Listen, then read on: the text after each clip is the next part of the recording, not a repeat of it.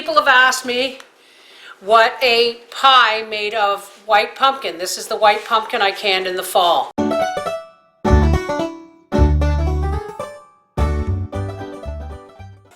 Okay, let's get on with our pumpkin pie.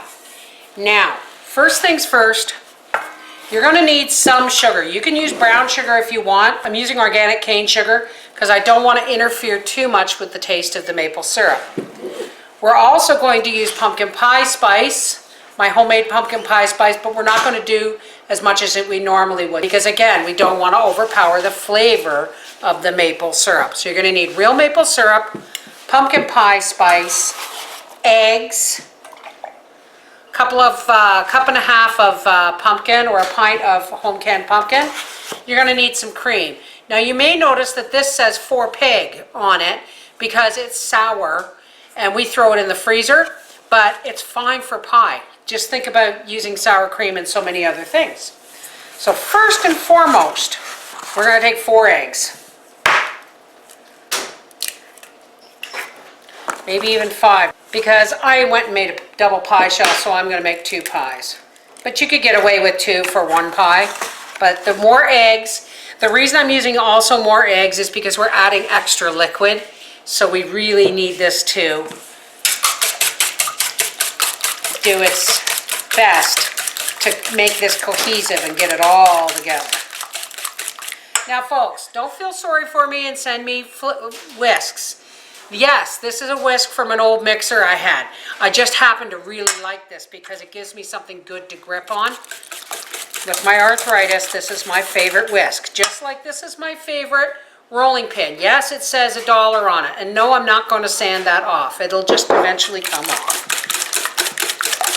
All right, we really want to beat these eggs up good so that we get no chunks in there. Now, we're going to add 1 cup of cane sugar. Now my pumpkin isn't mashed, but it's another thing I love about this whisk is it's really fine wires. And I can just stick it inside the jar and mash this pumpkin right up, just like that. So I'm going to say a full cup of pureed pumpkin. We're going to add just about 2 teaspoons of pumpkin pie spice. We don't want it overpowering. This is for 2 pies. Now, normally if this was a regular pumpkin pie, I would add a cup of cream. Right now I'm only adding a half a cup. Why? Because I'm discounting the liquid for the maple syrup. And a half a cup of our home processed maple syrup. Okay, 3/4 of a cup. That's lovely and thick. It's almost as thick as corn syrup. And that's also going to lend more color to the colorless white pumpkin. That is beautiful. Perfect. Just enough maple flavor. All right, into the pie shell this goes. Okay, so here's our 2 pumpkin pie shells, and I'm going to do my best to just put these in half and half. Remember folks, pumpkin pies are a custard pie, so they will swell kind of souffle-ish.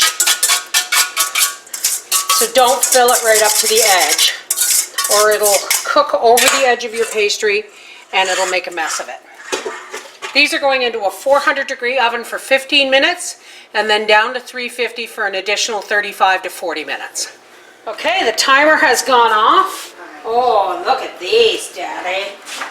Look at these beautiful maple pumpkin pies. Look at that. Aren't they gorgeous? We'll see you later when Papa tries one of these. Okay, here you go, Papa. That's not my plate, pumpkin pie. Here. You can eat that if you wish. Here. This is mine. No, I... Oh. Can I have that much? Yep. When you finish your green beans.